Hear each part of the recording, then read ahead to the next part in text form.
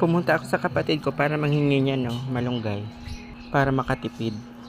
Pero may pasalubong naman ako. 1 kilong chicken at ice cream. Kunat. Yan na yata yung tinalian ko eh. Pauwi na ako ngayon pero parang na-realize ko, parang mas napamahal ako. Malunggay, Indian mango, kapalit ng 1 kilong chicken at ice cream. Parang naisan ako. Parang naisan talaga ako. Parang lugi talaga ako.